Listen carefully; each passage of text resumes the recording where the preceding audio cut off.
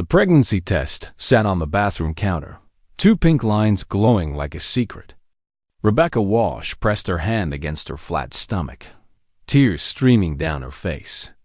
After 3 daughters, after years of her husband's disappointment, she was pregnant again. 16 weeks along, according to the doctor. The ultrasound envelope in her purse held the answer she'd been too afraid to open alone. Downstairs, she could hear Marcus laughing on the phone, his voice carrying that edge she'd learned to recognize. The edge that appeared whenever someone asked about sons, about legacy, about carrying on the Walsh name. Her fingers trembled as she hid the test in her makeup bag. Something whispered that she should wait, should know what she was carrying before sharing this news. The house felt different tonight, colder, like the walls themselves were holding their breath. Rebecca didn't know that in 48 hours her entire world would shatter, or that the envelope in her purse held the cruelest irony fate had ever designed. Rebecca descended the stairs of their colonial home in Richmond, Virginia, the wooden steps creaking under her feet. Through the bay windows, she could see their 3 daughters playing in the backyard.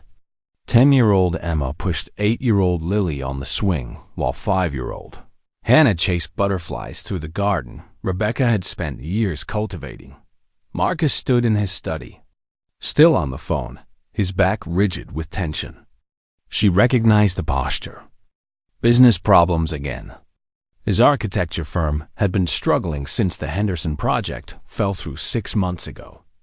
"I don't care what it takes," Marcus said into the phone. "Find another investor. I'm not losing this company because of one setback." Rebecca knocked softly on the doorframe. He turned, his handsome face lined with stress she hadn't noticed before. At 42, Marcus Walsh still turned heads with his salt and pepper hair and commanding presence. But something had hardened in him over the years. "I need to talk to you," she said quietly. "Not now, Rebecca. I'm handling a crisis. It's important." He held up one finger. 5 minutes. Then he turned back to his call, dismissing her. Rebecca retreated to the kitchen, preparing dinner with mechanical precision. Grilled chicken, roasted vegetables, the meal Marcus preferred. The ultrasound envelope burned in her purse like a live coal. She'd almost opened it in the doctor's office, but Dr. Chun had smiled and said, "Take it home. Share the moment with your husband." What Dr. Chun didn't understand was that moments with Marcus had become transactional. Everything had a purpose, a function, a return on investment. "Mommy!" Hannah burst through the back door, her blonde curls wild with play. "Emma says fireflies come out at night. Can we catch them?" "After dinner, sweetheart. Will Daddy come with us?" Rebecca's heart twisted. "Daddy's very busy with work. He's always busy." Hannah's lower lip trembled. "Doesn't he like us?" "Of course he does." The lie tasted bitter. "He's just stressed about his company." But Hannah was already running back outside, her question forgotten in the way only 5-year-olds could manage. Through the window, Rebecca watched Marcus in his study, pacing like a caged animal. His father's voice echoed in her memory from their wedding reception 12 years ago. "You'll give us grandsons, won't you, Rebecca?" The Walsh name needs strong boys to carry it forward. 3 daughters later, she'd failed that expectation spectacularly. The timer dinged. Dinner was ready. Rebecca called the family, watching as her daughters washed up, as Marcus emerged from his study with his phone still attached to his ear. They sat at the table, a portrait of American suburban life. And Rebecca wondered when everything had started feeling like a performance.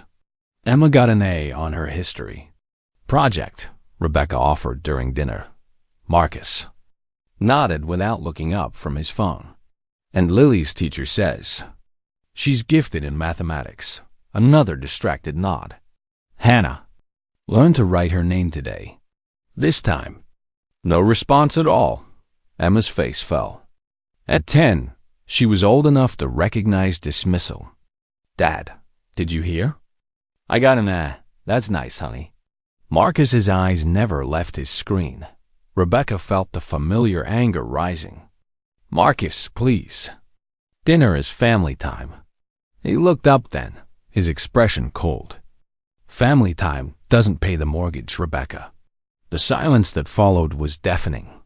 That night, after tucking the girls into bed, Rebecca found Marcus in the study with a bottle of scotch. Not his first glass, judging by the amber liquid sloshing as he poured another. "We need to talk," she said, closing the door behind her. "I said I'm busy." "You've been saying that for 2 years." Rebecca sat in the leather chair across from his desk, the same desk where he'd once sketched their dream home. "The girls notice. They think you don't love them." Marcus's laugh was harsh. "Of course I love them. I provide for them, don't I? This house, their schools, their activities. They need more than financial support. What they need is a brother." The words came out slurred, bitter. "What I need is a son." Rebecca's blood ran cold. "Marcus, don't Marcus me." He stood, swaying slightly. "Do you know what it's like? Every family gathering, every business dinner, watching men with their sons. Teaching them golf, taking them to ball games, knowing they'll inherit something worth having. Our daughters are worth, what? Dance recitals? Tea parties?" He laughed again, crueler this time. "My father built Walsh architecture for his sons. I was supposed to have sons. Instead, I got—" He gestured vaguely toward the ceiling. Toward the bedrooms, where 3 little girls slept. Rebecca stood, her hands shaking. "If you finish that sentence, Marcus, we're done." "Maybe we should be." The words hung between them like poison gas. "What did you say?" Marcus sat heavily, his face in his hands. "I can't do this anymore, Rebecca. The pretending. The disappointment every time someone asks if we're trying for a boy. I'm 42 years old, with 3 daughters, and a failing company. This isn't the life I wanted. This isn't the life you—" Rebecca's voice broke. "Those are your children upstairs." "Our children. I know." He looked up, and for a moment, she saw genuine pain in his eyes. "But every time I look at them, all I see is what they're not." Rebecca felt something crack inside her chest. "You need help, Marcus. This obsession isn't healthy. Don't psychiatrist me. You're not qualified. I'm your wife. Are you?" He reached into his desk drawer, pulling out a folder. "Because my ladder seems to think we'd both be better off if you weren't." The folder landed on the desk between them. Divorce papers. Rebecca's vision blurred. "You can't be serious." "I've never been more serious." Marcus stood, steadier now, as if the scotch had burned away, leaving only cold resolve. "I want a divorce. I want you and the girls out of this house by the end of the week. This house is my home, too. Their home. This house is in my name. The mortgage is in my name. Everything here is mine." He straightened his tie, a gesture of finality. "My lawyer will contact you tomorrow with the terms. You'll get child support, obviously. I'm not a monster. You're kicking out your daughters because they're not sons." Rebecca's voice had gone very quiet, very dangerous. "What would you call that?" Marcus flinched but didn't back down. "I'm giving everyone a fresh start. You can find someone else, someone who's satisfied with daughters." "I can find someone to give you sons?" Rebecca felt hysterical laughter bubbling up. "This isn't the 1800s, Marcus. You can't just trade in your family. Watch me." He walked past her, and she smelled perfume. Not hers, something expensive and cloying. "Who is she?" Rebecca asked. Marcus paused at the door. "Does it matter?" "It matters to our daughters." "No," he said coldly. "It doesn't. Because they're not going to know. You're going to tell them we grew apart, that Daddy still loves them, all the usual lies divorcing parents tell. And if I don't, then you get nothing. No support, no settlement, nothing. My lawyer's very good at making inconvenient problems disappear. He left her standing in the study, surrounded by architectural models of buildings that would never be built. Dreams sketched on paper that would never see daylight. Rebecca sank into the chair, her hand automatically going to her stomach. 16 weeks. The envelope in her purse suddenly felt like a bomb. Morning came too quickly. Rebecca hadn't slept, had spent the night staring at her ceiling, listening to her daughters breathe through the baby monitor she should have removed from Hannah's room years ago. She wouldn't. Those breathing sounds were proof of life, of love, of everything Marcus seemed determined to throw away. The lawyer called at 9 a.m. sharp. Her name was Victoria Cross, and her voice could have frozen water. Mrs. Walsh, I'm calling on behalf of Marcus Walsh regarding your dissolution of marriage. Divorce, Rebecca said flatly. Call it what it is. Mr. Walsh is offering you $60,000 and monthly child support of $3,000. In exchange, you'll vacate the premises within 5 days and sign away any claim to marital assets. Rebecca did the math. $60,000 wouldn't cover first and last month's rent plus security deposit on a place big enough for 4 people, let alone furniture, moving costs, everything they'd need to start over. That's not enough. It's more than generous. Mrs. Walsh, Mr. Walsh could argue that your failure to produce a male heir constitutes breach of marital expectations. Rebecca nearly dropped the phone. Excuse me? I'm simply stating what could be argued in court. My advice, take the offer. And if I don't? Then we proceed to litigation. Full financial discovery, custody hearings, character witnesses. It gets ugly, Mrs. Walsh, for everyone, especially little girls who might have to testify about which parent they prefer. The threat was clear. Rebecca hung up, her hand shaking so badly she could barely hold the phone. Upstairs, she heard the girls waking up, their voices carrying down the hallway. Normal morning sounds. Arguments over the bathroom, someone singing off-key, Hannah's distinctive giggle. How did she tell them their world was ending? Rebecca made breakfast on autopilot. Pancakes, because it was Saturday, and Saturdays meant pancakes. Emma helped flip them while Lily set the table, and Hannah arranged everyone's plates. Just right. Where's Dad? Emma asked. He had an early meeting. On Saturday? Rebecca flipped another pancake, watching bubbles form and pop in the batter. Such a simple chemical reaction. Heat plus moisture creating air pockets. If only everything could be explained so easily. Emma, honey, I need to talk to you girls after breakfast. Her eldest daughter's eyes sharpened. 10 years old and already reading between lines. Is something wrong? We'll talk after breakfast. They ate in silence, the girls sensing something had shifted. Even Hannah, usually chattering non-stop, stayed quiet. Finally, with dishes cleared and 3 pairs of eyes watching her, Rebecca sat at the kitchen table and tried to explain the inexplicable. Your dad and I are going to live separately for a while, like Megan's parents? Lily asked. They got divorced. The word hung in the air. Yes, sweetheart. Like that. Why? Emma's voice cracked. Did we do something wrong? No. Rebecca pulled them close, all 3 of them fitting into her arms the way they used to when they were smaller. This is about grown-up problems, not anything you did. Does Dad still love us? Hannah's small voice nearly broke her. Of course he does. But the lie tasted like ash, and Emma pulled away, her young face hard with betrayal. You're lying. He doesn't love us. He never did.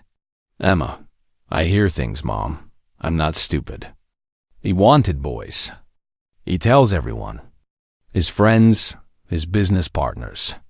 Maybe next time, they say, like we're mistakes he's trying to fix.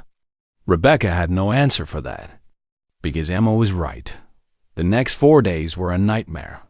Rebecca found a small rental house in a worse neighborhood, signing a lease with money she didn't have, promising the landlord she'd make it work.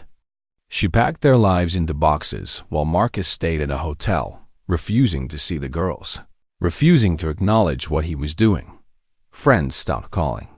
Marcus's family sent texts telling her to be reasonable, to think of his legacy, to stop being selfish. Not one of them asked about the girls. On the 5th day, as Rebecca loaded the last box into the moving truck she'd rented, Marcus pulled into the driveway in a new car. Expensive, sleek, everything their family vehicle wasn't. A woman sat in the passenger seat. Young, beautiful, with long dark hair and a smile that disappeared when she saw Rebecca. Marcus got out, not even glancing at the truck. "You got everything?" "The girl's belongings, yes." "Good." He handed her an envelope. "First month's support. My lawyer will send the rest monthly." Rebecca looked at the envelope, then at the woman in the car, then back at her husband. Ex-husband, technically. The papers had been signed yesterday. "Who is she?" "Jennifer. We met at a construction conference. She's an interior designer." "How long?" "Does it matter?" "It matters to me." Marcus sighed. 6 months. "She's pregnant, Rebecca." 3 months along. "And before you ask, yes, we know it's a boy." The world tilted. 6 months. He'd been cheating for 6 months, had gotten another woman pregnant while still married, and somehow Rebecca was the one being thrown out. "Congratulations," she managed. "I hope he inherits your values." She got in the truck and drove away, not looking back at the house where she'd raised 3 daughters, where she built a life that apparently meant nothing in her purse. The ultrasound envelope waited, still unopened. The rental house smelled of mildew and old carpet. 3 bedrooms, 1 bathroom, in a neighborhood where sirens wailed nightly. The girls moved through it like ghosts, their voices subdued. Their joy extinguished. Rebecca spent the first night assembling second-hand beds she'd bought from a thrift store, her pregnant body protesting every twist of the screwdriver. The baby fluttered inside her, little movements she'd been ignoring for weeks. She still hadn't opened the envelope. At midnight, with the girls finally asleep in their shared room, they'd insisted on staying together. Rebecca sat on the kitchen floor and pulled out the ultrasound envelope. Her hand shook as she tore it open. The image was blurry, black and white, barely recognizable as human. But the words at the bottom were crystal clear. Fetal sex, male. Estimated due date, December 15th. A son. Rebecca started laughing, then crying, then both at once. Hysterical sounds that she muffled with her hand so her daughters wouldn't hear. Marcus had divorced her, abandoned 3 perfect daughters, destroyed their family for a son, and she was carrying that son right now. The son he would never know existed. The irony was so sharp it drew blood. Rebecca looked around the shabby kitchen, at the peeling linoleum and the stove that only had 2 working burners. This was rock bottom. This was what happened when you built your life around someone else's dreams. She thought about calling Marcus, about telling him. Imagined his face when he learned the truth. Would he want her back? Want them back? Would he finally see his daughters as valuable if they came with the brother he'd always wanted? The thought made her sick, because her daughters deserved better than being accessories to the main attraction. They deserved a father who loved them unconditionally, not one who tolerated them while waiting for someone better. This boy deserved better too. Rebecca made a decision. Marcus would never know. This child would grow up knowing his sisters, knowing his mother, never knowing he'd been the very thing that destroyed their family before he was born. She pulled out her old laptop, the one Marcus hadn't thought to take. It booted up slowly, the screen flickering. Rebecca hadn't worked since Emma was born. Marcus had insisted she stay home, had made her feel guilty for even suggesting otherwise. What do you need a job for? I'd provide everything. Well, he didn't provide anything anymore. Rebecca opened her browser and started searching. Jobs, assistance programs, legal aid. She had a business degree she'd never used, 10 years out of date. But she had something else too. 3 daughters who needed her to be stronger than she'd ever been. And a son who would never feel like a consolation prize. The next morning, Rebecca enrolled the girls in their new school. The building was older, the resources fewer, but the principal, Mrs. Alberta Washington, had kind eyes. Single mother? Mrs. Washington asked, reviewing their transfer papers. Recent divorce, I see.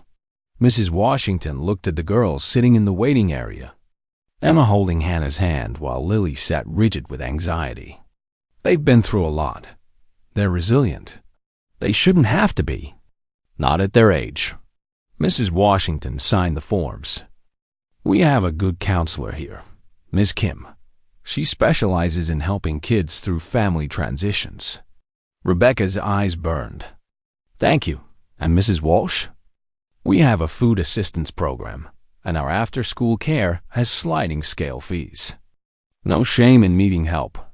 There was no judgment in her voice, only compassion. Rebecca nodded, not trusting herself to speak. That afternoon, while the girls were at their first day in their new school, Rebecca had a job interview at a call center. The manager, Tom Brennan, looked at her resume with raised eyebrows. 10-year gap in employment. I was raising my children. 3 kids? 4, actually. Rebecca's hand went to her stomach. The 4th is due in December. She watched his face close off. Pregnant women were liability, especially ones who'd need maternity leave immediately after starting. Mrs. Walsh, I appreciate you coming in. But I'll work until the day I deliver, Rebecca interrupted. I'll be back within 2 weeks. I can't afford not to be. I'll work any shift, any hours. I need this job, Mr. Brennan.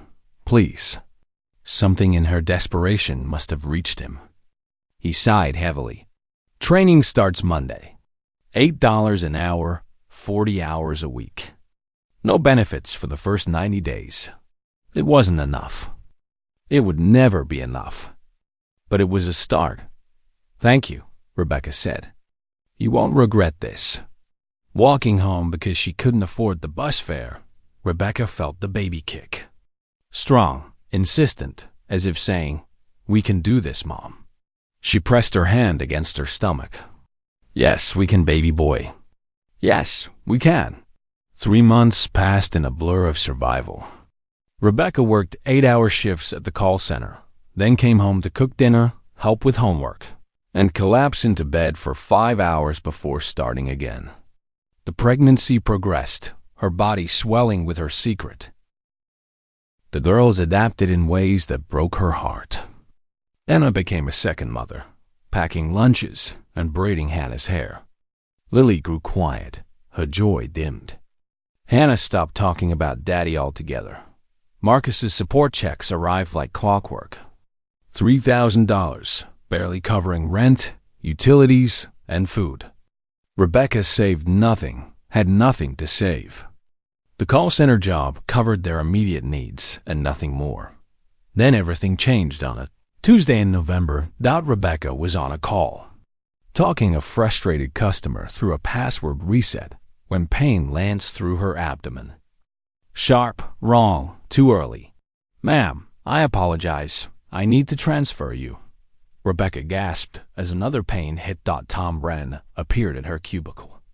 Wash, you okay? Blood. She looked down. Blood soaking through her pants. The baby. The hospital was chaos. Doctors, nurses, monitors beeping.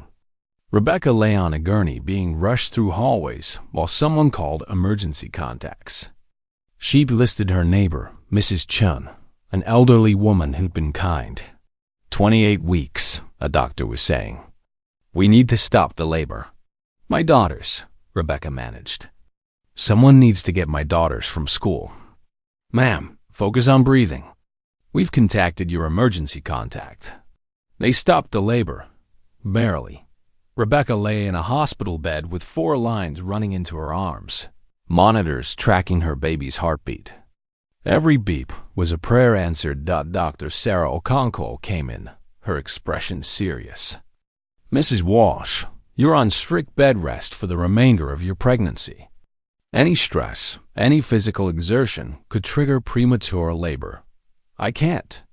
I have to work. I have 3 daughters. You'll have 4 children if you don't rest. This baby needs more time." Dr. Okonkwo sat beside the bed. "Do you have support? Family?" Rebecca laughed bitterly. "No, just me." "Then we need to find you support." The social worker who visited later that day was younger than Rebecca expected. Maya Torres had bright eyes and a determined set to her jaw. "Let's figure this out," Maya said, pulling out a tablet. "You're working full-time?" "I have to." "Not anymore. You qualify for disability during bed rest. It's not much, but combined with your child support, it won't be enough. Then we get creative." Maya typed rapidly. "Food stamps, utility assistance, the church food bank, community resources. You'd be surprised how much help is available if you know where to look.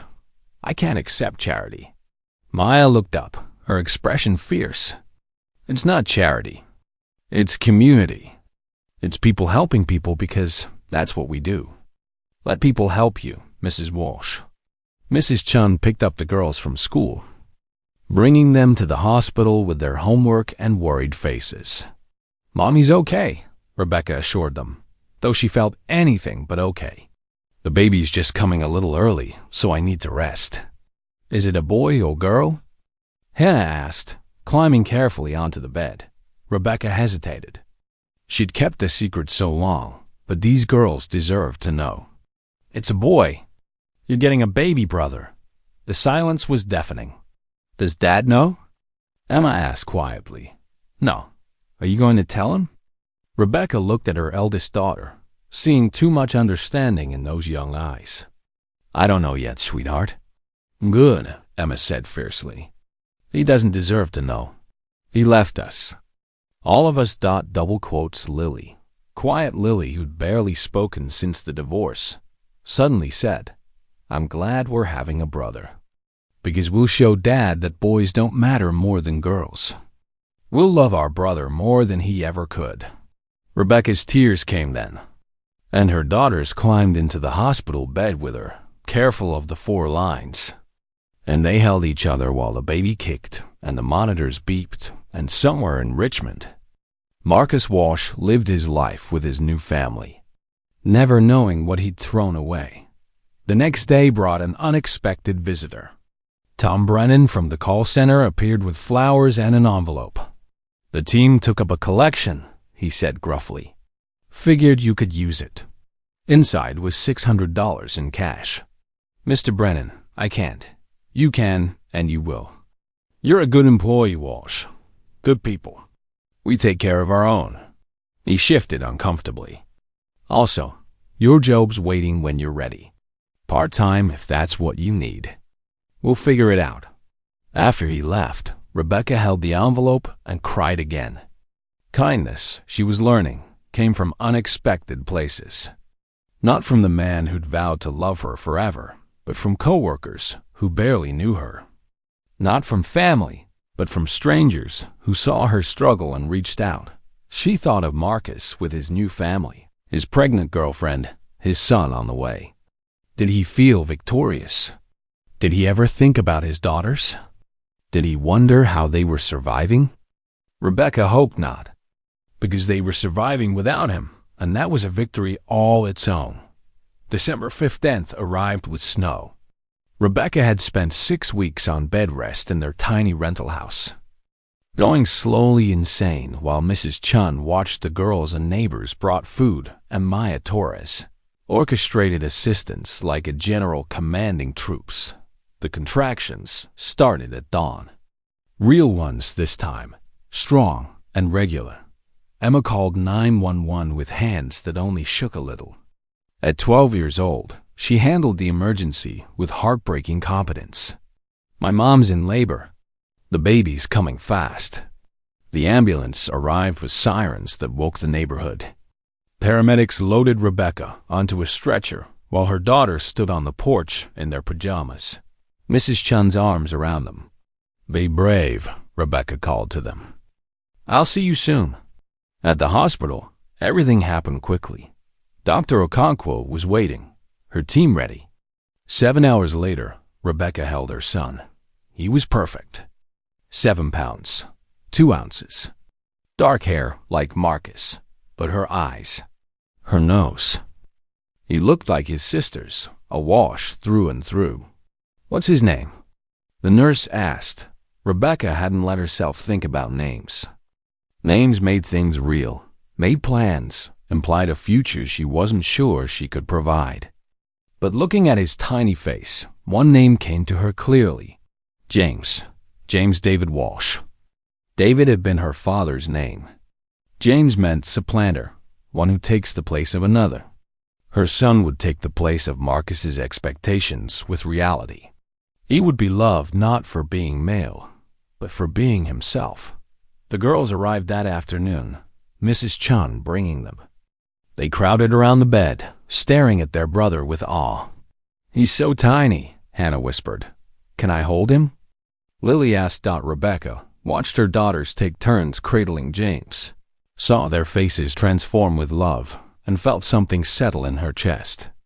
This was her family, complete, whole, better without Marcus. But the universe wasn't done with its ironies. On the second day, Rebecca was nursing James. A nurse came in looking uncomfortable. "Mrs. Walsh, there's someone here to see you." "A Marcus Walsh?" "He says he's your husband." Rebecca's blood turned to ice. "Ex-husband. And no, he can't come in. He's insisting. Says he has legal rights as the father of your children. He gave up those rights when he abandoned us. Call security if you have to." The nurse left, and Rebecca held James tighter. How did Marcus even know she'd given birth? Who had told him? She found out an hour later when Emma came clean, tears streaming down her face. "I'm sorry, Mom. I posted on my Instagram that I had a baby brother. I didn't think I forgot Dad's family follows me." Grandma Janet must have told him. Rebecca pulled Emma close. "It's not your fault, sweetheart. You didn't do anything wrong, but the damage was done." Marcus knew. That evening, alone after visiting hours ended, Rebecca's phone rang. Marcus's number. She almost didn't answer. Should have didn't answer. But something made her pick up. "Rebecca." His voice was strained. "I heard. A son. Why didn't you tell me?" "Why would I?" "Because he's my son." "No," Rebecca said quietly. "He's mine. You wanted nothing to do with any children I carried. Remember? 3 strikes and you're out. I didn't know. You didn't ask. You assumed. You threw away 3 perfect daughters because they weren't boys, and now you think you have rights to the son you never wanted." Rebecca's voice hardened. "You have no rights here, Marcus. None. Legally, you're on the birth certificate as father, which means you owe child support for 4 children now. My Lara will be in touch about that. But you have no custody, no visitation. You gave that up when you divorced me for not giving you sons." The plural hung in the air. "Rebecca, please.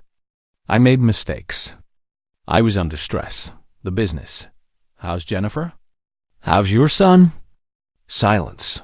"Marcus, how is your son? The one you left us for?" "She miscarried." His voice cracked. "At 4 months. It was a girl anyway. She'd lied about the ultrasound." Rebecca felt nothing. No satisfaction, no sympathy. Just emptiness. "I'm sorry for your loss. I have a son now, Rebecca. With you, we could..." "No." The word was final. "You don't have a son with me. I have a son. With my daughters. You have nothing. I want to meet him." "Why?" "So you can decide if he's worth your time? So you can rank your children by gender?" Rebecca shifted James in her arms. My son will never wonder if he's loved enough. He'll never question his value. And he'll never know that his father destroyed a family trying to have him. You can't keep me from my son. I can, and I will. You're not on his birth certificate, Marcus. When they asked for father's name, I left it blank. As far as the law is concerned, James has no father. The lie came easily. The birth certificate did list Marcus, but he didn't need to know that yet. Let him sweat. You can't. That's illegal. Call your lawyer. Sue me. Spend money you don't have on a custody battle you'll lose. Or you could accept that some actions have permanent consequences. Rebecca ended the call. She looked down at James, sleeping peacefully in her arms. This boy would never be a pawn in his father's ego games. He would be raised with sisters who adored him, a mother who cherished him, and the knowledge that his value had nothing to do with his gender. Marcus called 17 more times that night. Rebecca blocked his number. 3 days later, Rebecca brought James home to their small rental house. Emma had decorated with handmade welcome signs. Lily had cleaned the entire house. Hannah had arranged all of James's sparse baby items just right. Welcome home, baby brother, Emma said solemnly, as if inducting him into a sacred order. And maybe she was. That night, with all 4 children finally asleep, Rebecca sat in the dark kitchen and opened her laptop. She'd been thinking about something Maya Torres had said. You'd be surprised what you're capable of when you have to be. Rebecca had a business degree. She had 10 years of running a household, managing budgets, coordinating schedules. She had skills Marcus had made her feel were worthless. They weren't. She started researching. Online courses in project management, virtual assistant positions, remote work that would let her stay home with James while the girls were at school by dawn. She'd applied to 15 positions and enrolled in 3 certification courses. She would build something new. Not revenge, exactly, but proof that she didn't need Marcus's version of success. She would define her own. Spring came with green shoots and new possibilities. James was 4 months old, a chunky, happy baby who smiled at everyone and had his sisters completely enslaved. Emma sang to him while doing homework. Lily painted him pictures. Hannah narrated everything she did as if he could understand. Rebecca had landed a virtual assistant position with a marketing firm in California. The pay was modest, but the hours were flexible and she could work from home. Combined with Marcus's court-ordered child support now, for 4 children, they were almost comfortable. Marcus had tried to fight the support increase. His lawyer had argued that Rebecca had concealed the pregnancy deliberately. The judge, a stern woman named Harriet Chen, had been unimpressed. Mr. Walsh, you divorced your wife while she was pregnant, whether you knew it or not. You abandoned 3 daughters. The court sees no reason to reward that behavior. Child support for 4 children is granted. Next case. The monthly checks increased to $5,000. Still not generous for 4 kids, but it helped. Marcus had also demanded paternity testing and visitation rights. The test confirmed what everyone knew. James was his son. The visitation was granted, supervised only, 1 afternoon per week. He never showed up. Not to the first visit. Not to the second. Not to any of them. After the 6th missed visit, Rebecca got a call from Marcus's lawyer. Mr. Walsh would like to terminate his parental rights to the minor child, James Walsh. Rebecca had expected anger. Instead, she felt relief. Under one condition, she told the lawyer. He terminates rights to all 4 children. All or nothing. 3 weeks later, the papers were signed. Marcus Walsh was no longer legally the father of Emma, Lily, Hannah, or James. He was simply a name on old birth certificates and a monthly support check required by the divorce decree. The girls took the news differently. Emma shrugged, unsurprised. Lily cried but admitted it felt right. Hannah asked if they could get a dog now that Daddy wasn't allergic anymore. They got a dog. A rescue mutt named Biscuit, who was terrible at everything except loving children. Life settled into a rhythm. Rebecca worked while James napped. The girls helped with their brother, and slowly, the house began to feel like a home. They painted the walls, hung pictures, planted a small garden in the tiny backyard. Mrs. Chun became Grandma Chun. Maya Torres visited monthly, bringing gifts and checking in. Tom Brennan sent Rebecca a card when she got promoted at the marketing firm. Knew you had it in you. The card said. Rebecca was thinking about all of this on a Saturday in June when someone knocked on the door. She opened it to find Jennifer, Marcus's ex-girlfriend. I know I shouldn't be here, Jennifer said quickly, but I wanted to apologize. Rebecca looked at the woman who'd helped destroy her marriage. Jennifer looked diminished somehow. Thinner, tired, her designer clothes hanging loose. Apologize for what? Specifically? For everything. For the affair, for getting pregnant, or saying I was for being part of why he left you. Jennifer's eyes welled. He told me you couldn't give him sons. That you tried 3 times and failed. He made it sound like you were the problem. I see. But you weren't. He was, is. Jennifer wiped her eyes. After I lost the baby, he became cruel. Everything I did was wrong. I wasn't smart enough, pretty enough, supportive enough. He wanted another woman to get pregnant, one who could deliver what he paid for. Rebecca felt a strange sympathy. You left him? He left me. Found out the baby was a girl before I miscarried. He said he'd wasted enough time on women who couldn't perform. Jennifer laughed bitterly. Perform?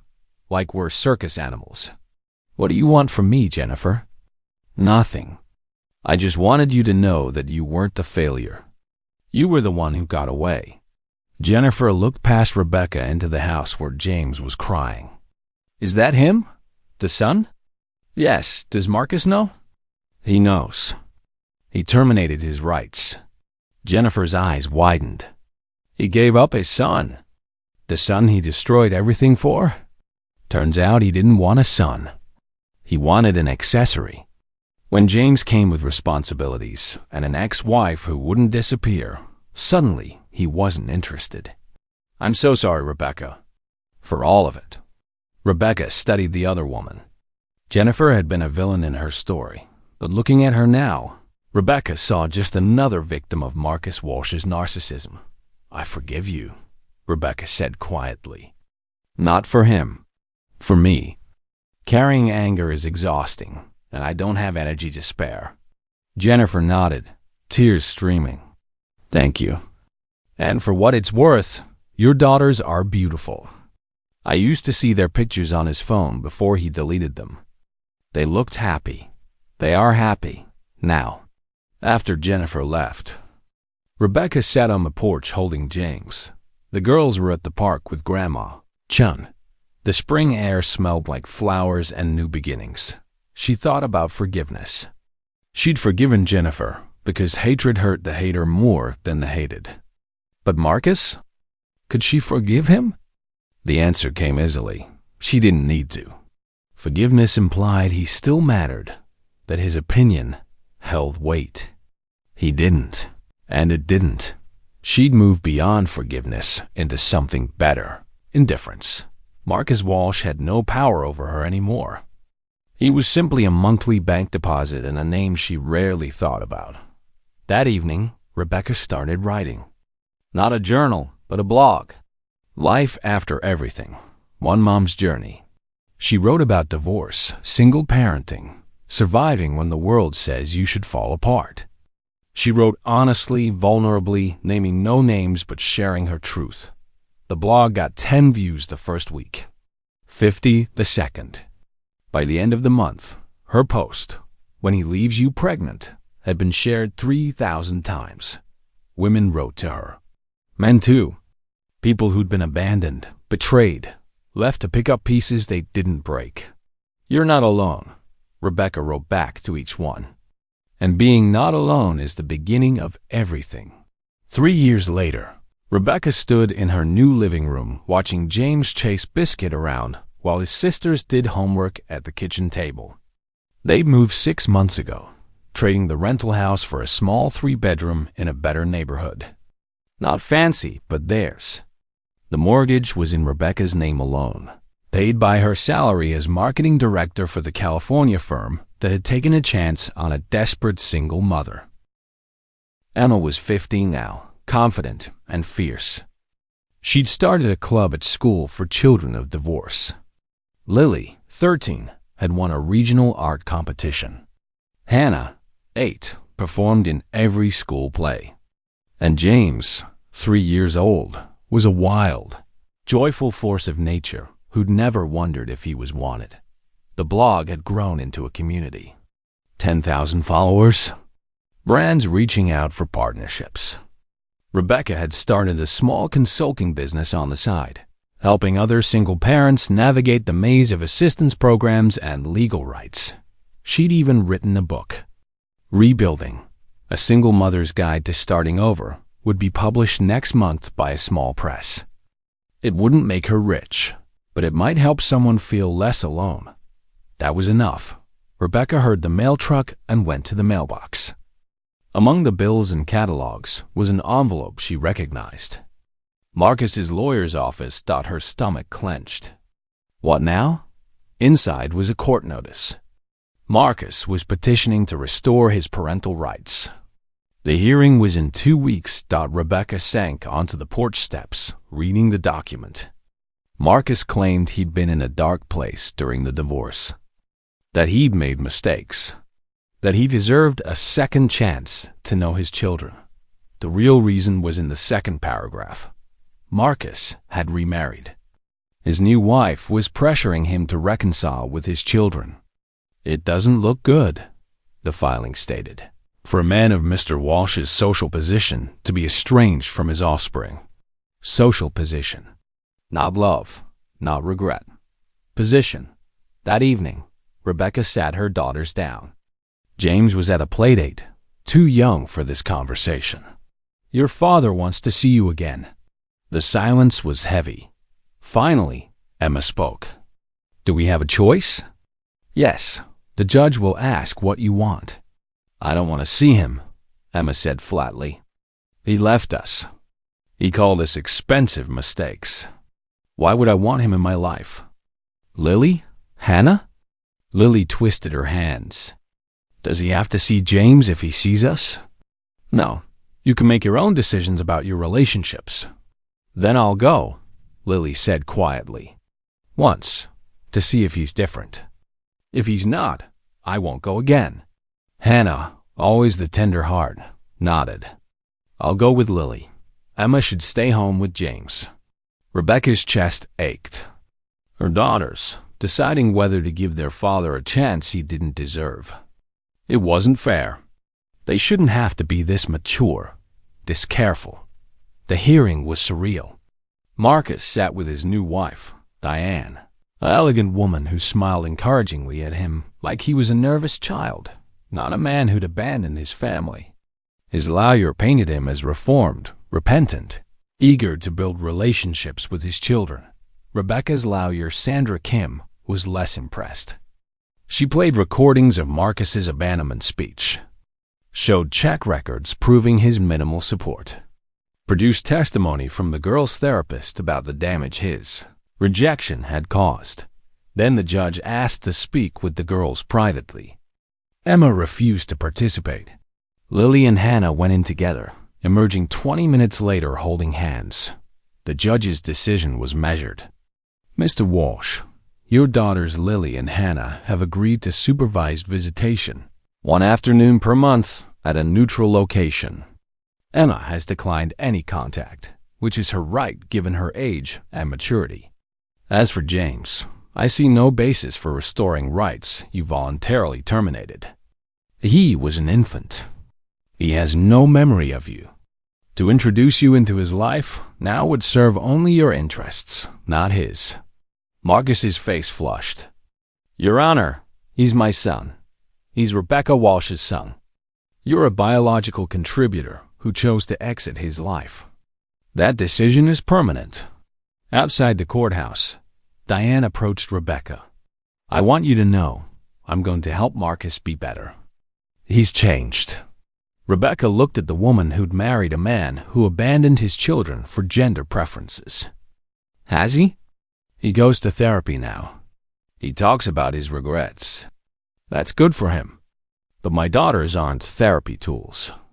If he's changed, he'll prove it through actions over time. If he hasn't, they'll know quickly enough. The first visitation happened 2 weeks later at a family center. A neutral room with toys and games and a social worker observing. Lily and Hannah went while Rebecca waited in the parking lot with Emma and James. They emerged 90 minutes later, Lily looking thoughtful, Hannah upset. What happened? Rebecca asked. He brought gifts, Lily said. Expensive ones. Designer bags, jewelry. Like we're teenagers who can be bought. And he kept asking about you, Hannah added. Not about us. About you. How much money you make, whether you're dating, whether you wrote about him in your book. Rebecca's jaw tightened. Of course, this wasn't about the girls. It was about Marcus's ego, his image, his need to control the narrative. Do you want to go back? Both girls shook their heads. That evening, Rebecca wrote one final letter to Marcus's lawyer. Her daughters had given him a chance. He'd wasted it. There would be no further visitation attempts. He could keep his court-ordered support sheet. Never asked for his money to be reduced, even when he terminated rights, but he had no claim on their time, their emotions, or their lives. The lawyer threatened legal action. Rebecca didn't respond. Let him sue. Let him drag them back to court. Every filing would create more records of his abandonment, more evidence of his narcissism, more proof that he cared about possession. Not people. The lawsuits never came. On James's 4th birthday, they threw a party in their backyard. Grandma Chun brought dumplings. Maya Torres brought presents. Tom Brennan came with his wife and kids. The yard filled with people who'd helped them survive, who'd become their chosen family. Marcus wasn't there. He'd sent a card with a check for $1,000. Rebecca deposited the check in James's college fund and threw away the card. Make a wish, Emma told James, helping him lean toward the candles on his cake. James squeezed his eyes shut. His face scrunched with concentration, then blew with all his might. The candles flickered and died. What did you wish for? Hannah asked. Can't tell, James said seriously. Won't come true. But later, getting ready for bed, he whispered to Rebecca, I wish we stay together forever. All of us. Rebecca held him close, breathing in his little boy smell of frosting and grass stains. That's already true, baby. We're always together. That night, after the kids were asleep, Rebecca sat on her back porch with her laptop. Her book's publication date was tomorrow.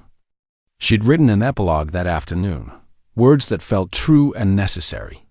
This story has no villain, she typed.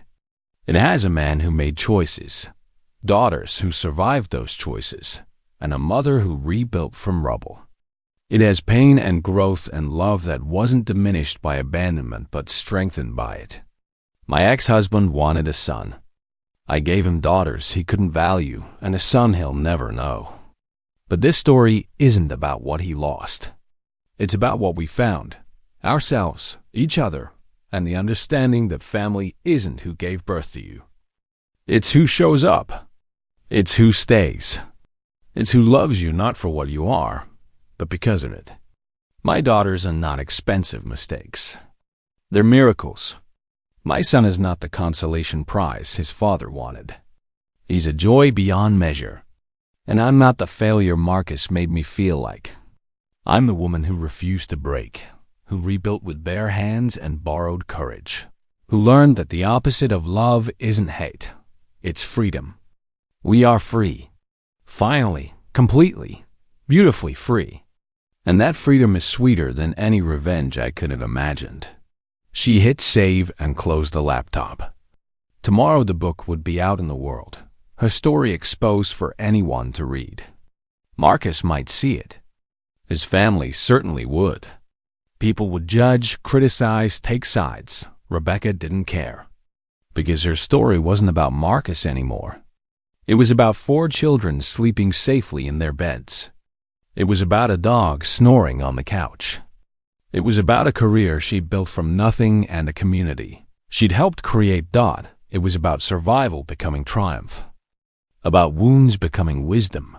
About the quiet revolution of simply refusing to stay broken.